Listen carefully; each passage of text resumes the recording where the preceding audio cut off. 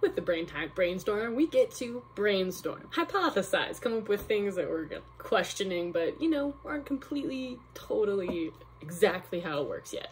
But with thinking of brain types as different colors, but thinking about it in different terms other than diagnoses. But if we talk about the world of diagnoses as like pathological, like again, something's broken, something is going wrong, and it's disrupting a normal functioning life, in our opinion.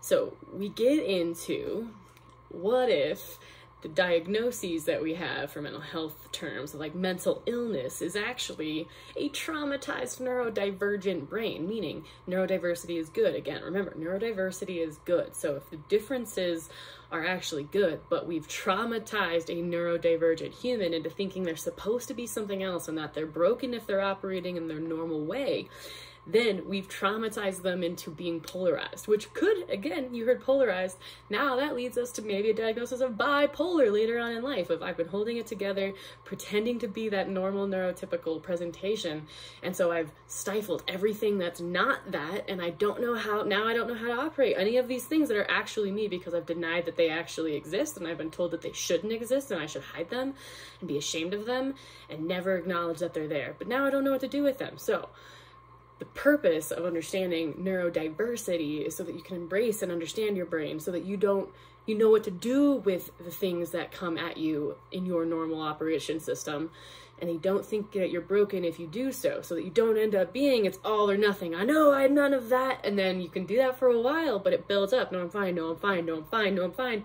Now I'm up here, and one little thing happens, and I'm exploding, and then people think that I'm overreacting, and so now I think, see, I can't have my emotion, so I try to shut it all down and completely eliminate it, but this puts me on a vicious cycle of being either completely numb or exploding, and now I'm diagnosed as being in mania or depression, and I've got one or the other, and I'm anxious and I'm depressed. And again, anxiety though can be more rooted in traumatized neurodivergent, not that's just the way your brain is. So if your brain is, I operate differently, but now I'm nervous because when I show up differently, people other me or I feel rejected, I'm not going to show that. So I'm going to I'm going to mask and present as I feel you want me to.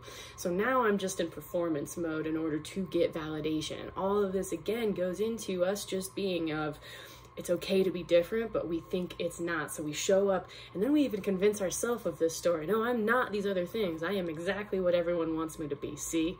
And we even convince ourselves. So it can be really hard to even come to an understanding of ourselves because we've deny, and so does everyone else around us. And instead of okaying, hey, it is okay that my brain operates differently, I just got to figure out how to work with it.